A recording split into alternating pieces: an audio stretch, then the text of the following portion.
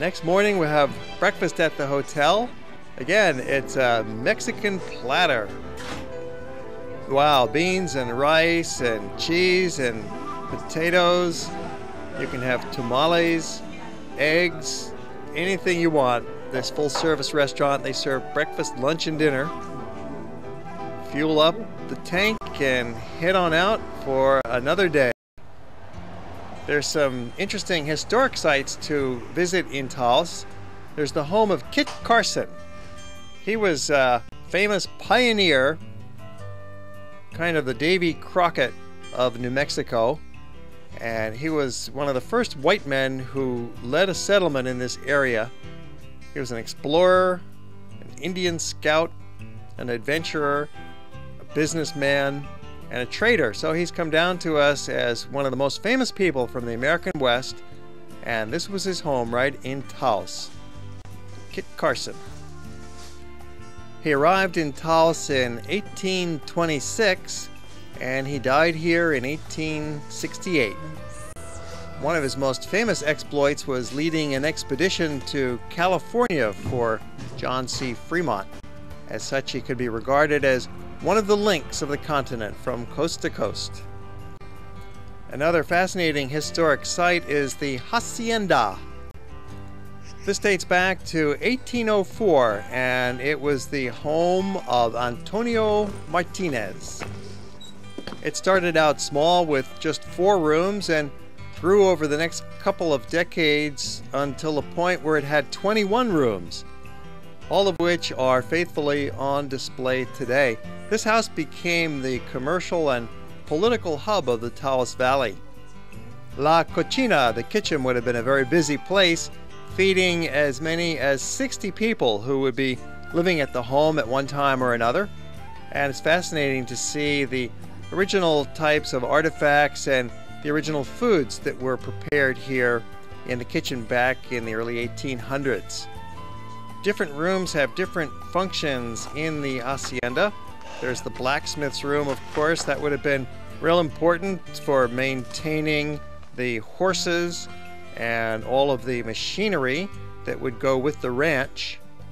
And it's fascinating to see the original types of artifacts and the original foods that were prepared here in the kitchen back in the early 1800s. Different rooms have different functions in the hacienda. There's the blacksmith's room, of course. That would have been real important for maintaining the horses and all of the machinery that would go with the ranch. The weaving room was extremely important because the production and refinement of wool was the main industry of the hacienda. It employed a majority of the people in the whole area. So the looms and the weaving of churro were fundamental in producing trade goods that were sent on to Chihuahua down in Mexico. Remember, this was all part of Mexico at the time. Martinez owned caravans of pack mules and horses, which he used to carry the raw and finished wool in the form of rugs and socks and clothing, and also animal hides and other precious items on the perilous round-trip journey down to Chihuahua. The owner Martinez was not only an important businessman, but he also served as the mayor of Taos. Probably the most important historic site to see in the area is the old Pueblo. This is Dennis Callan for the Hawaii Geographic Society at the Taos Pueblo. We're in northern New Mexico, standing in front of one of the most remarkable structures in America. It's the Taos Pueblo, and it's been continuously occupied since about the year 1400. It's a beautiful spot. We're in a beautiful landscape, and the structure itself is a harmonious and pleasant and functional structure. It was the basis of most other Pueblo architecture throughout the southwest region. And not only is it a beautiful looking structure and interesting with that history of dating back to the 1400s, but the people who live here are fascinating and friendly folk. They are probably one of the Indian tribes in America that has preserved their culture better than most other Indian tribes. They have a strong land base here. They have their history, they have their sovereignty, which means they're not a totally independent nation apart from America, but they have their own laws, they have their own system, and America respects them as a sovereign tribe. The people of the Taos Pueblo still speak the native language. They all speak English as well too, but they very much kept their native culture alive with the language, with the traditions, with their arts and crafts, and it's a friendly and open and welcoming community. It's actually kind of a shopping mall when you come to the Pueblo. There's a lot of gift shops here, and you can buy various sorts of jewelry, little figurines. You can buy some foods here, and mostly just walk around and take your pictures. We're here in the winter. It's December 21st, the winter solstice, and so it's a bit nippy. You can see the snow on the ground, and yet it's not freezing bitter cold. It's a pleasant day with a proper jacket and sweater. You can walk around and really enjoy it. It's just outside the town of Taos, and as you can see behind me, it's a multi-storied structure. There's several large complexes all the way around. In the area, there's an approximate population of about 1,500 Native Americans living here. It's a tribal reservation, so they have some autonomy and control over the land here, and it's a very successful community. It's very popular on the tourist route.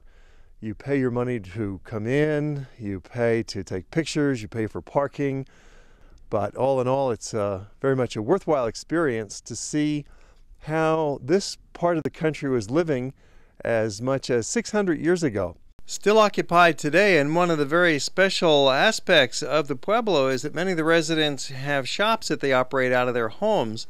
So you're actually able to enter inside and meet with the locals, maybe purchase something from them, have a chat, and have a look inside their homes. Yeah, I have corn necklace and pottery and jewelry and earrings and bread and pies and cookies. Oh, just bread with some coffee. Yeah, it's real good. No sugar, no eggs, no milk. Good bread. And you bake the other things as well, and you make that right in the back, in the adobe oven? In the oven, yeah. The traditional oven? Wow. I live in the back. Oh, I see. Yeah, I do pottery, beadwork. It's a warm and personal way to shop, so we were very glad to purchase some jewelry and some delicious bread. This is a cozy spot with that fire. Yeah, it's really nice with the fire.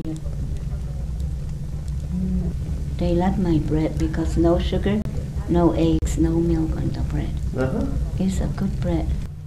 That's beautiful. Thanks so much. Thank you. Bye-bye now. Bye. In the next shop we visited, we had a fascinating political discussion about Indian rights and sovereignty and how it might apply to the Hawaiian people. The sovereign status that we have, it's basically just the concept that each of the Indian tribes were functioning communities, and they had governments and political bodies before, so it's something that is to some extent acknowledged by the United States. It just makes us exempt from some things, being that this is federal land. It's a lot like I don't know, say being a national forest or something. We're without having to pay taxes, to the state or anything like that. When the people from other countries came here, say for instance the people who landed in Plymouth Rock came here, they could not fathom that there was already an organized form of government on this land. They thought it was just populated by savage Indians. But when they came here, they found that a government was already in place that had been functioning for the people, by the people, for centuries before they even got here. Now, Taos Pueblo's sovereignty is really a lot stronger than a lot of other tribes because we have remained on our homeland while other tribes have been relocated. We're sitting right on our homeland, and for that reason, we were able to win back a big amount of land back in the 70s, and using the law that says freedom of religion is how we got a lot of our land back. Is there anything Hawaiians can learn somehow in their sovereignty quest from your situation and your history off the top of your head? Well, what I can say to them is really preserve your culture and your ceremonies, whatever you have. And your language is also very important. And archaeological sites where ceremonies have been done are really important to keep in mind. Ceremonies that were done in these sites are very important to keep in mind because these are the things that later on prove that you're a sovereign nation and a people. And I think they can really benefit by coming and talking with some of the Southwest tribes out here and just sitting down and talking with some of our governors of our 19 pueblos that have dealt with these sovereignty issues. The fact that our religion is also very strong here in Taos is one of our biggest strengths here in the fact that we're recognized as being the true owners of this land here, and that's what Congress has had to recognize our status here as the landlords of this place here. So that's my bit about sovereignty. Yeah, that's good. It's truly inspiring to see how successful they've been in retaining their culture and their land. The Taos Indian culture dates back to time immemorial, they say. Perhaps as far back as 6,000 years ago, there was hunter-gatherers here, and then there was a tribe, there was a group called the Anasazi, the culture of the people living in the cliff dwellings, such as in Mesa Verde and in Chaco Canyon. The Anasazi lived probably about 600 AD through about 1400, and they died out, they moved on, their lands changed, the environment changed, so the Anasazi culture basically shut down, and it's believed that their descendants went on to become the Pueblo culture, the ancestors of today's people of Taos Pueblo. It's believed that the Taos Pueblo may have been first built from about 1450, perhaps a little earlier, and it was then encountered by the Spanish about 1600. They came in and started to westernize the residents and Christianize them, and there was a cultural mix at that time, Spanish conquest and colonization, and by about 1680 the Native Americans rebelled against the Spanish, a famous Taos Pueblo rebellion, and that went on for quite a while, and it was successful. It's the only successful American Indian rebellion against colonial control. But eventually the Spanish had their way. It became part of the Spanish territory of Mexico, and then Mexico became an independent country around 1820, and so this was part of the nation of Mexico. And then by about 1845 we have the Mexican-American War, and America became the owners of the territory, and it became the territory of New Mexico by about 1850. But through it all, the Taos Pueblo maintained its cultural autonomy and its Indian nation sovereignty. It really set the style for Pueblo architecture.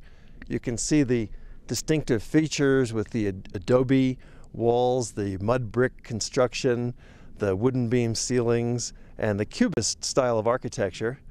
You can see why it's attracted artists from all over the country. In fact, by the 1890s, Taos became very much a Western arts community.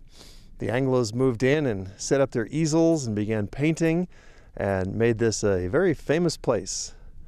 So when you're traveling in northern New Mexico, you've got to stop in and see the Taos Pueblo.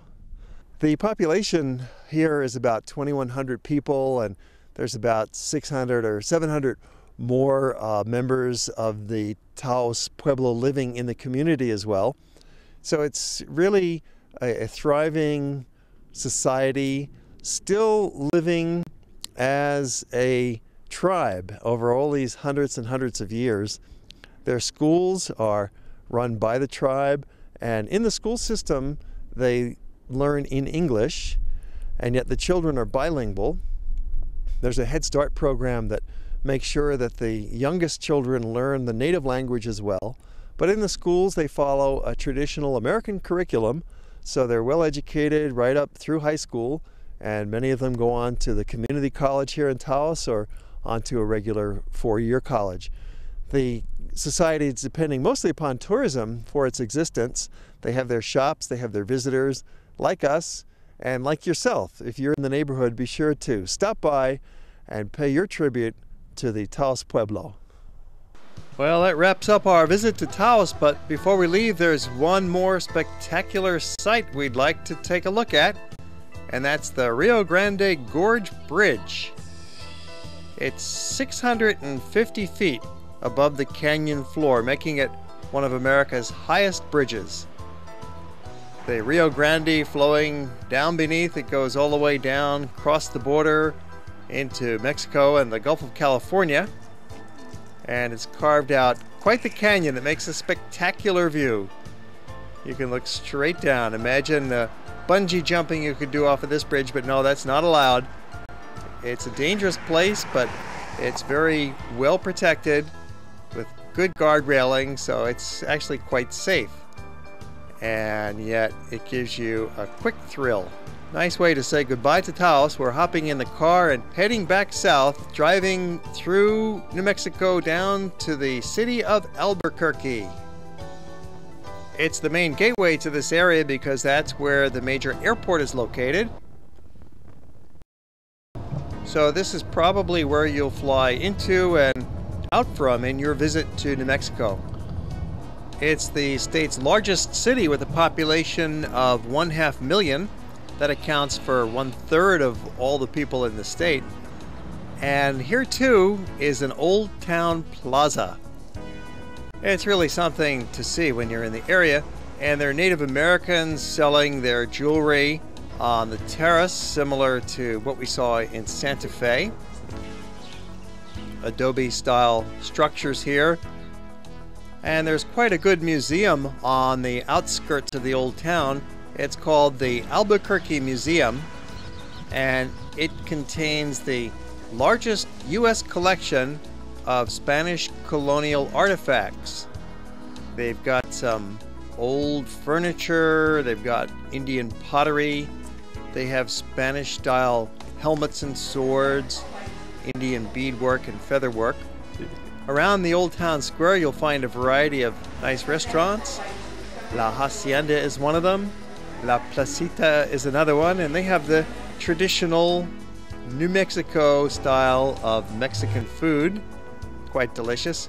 One of the most interesting things to see in Albuquerque is the campus of the University of New Mexico. It's a beautiful campus. Most of the buildings are constructed in the adobe style, in keeping with the southwestern atmosphere. And there's a real focus on culture and the arts. They have half a dozen museums on campus, and they're all free. The campus is also home to the New Mexico Symphony Orchestra. There's a student activities building, cafeteria inside, and especially into the Museum of Anthropology. It's quite interesting because it has a display of how archaeology is done.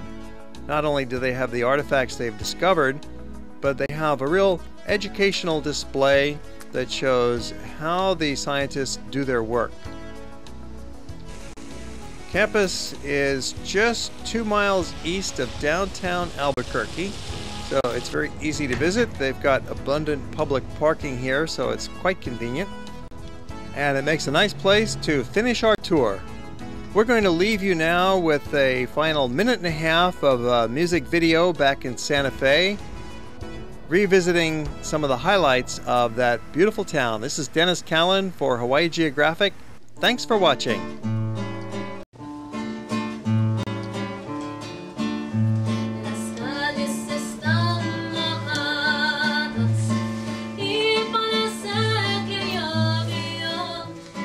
Son lágrimas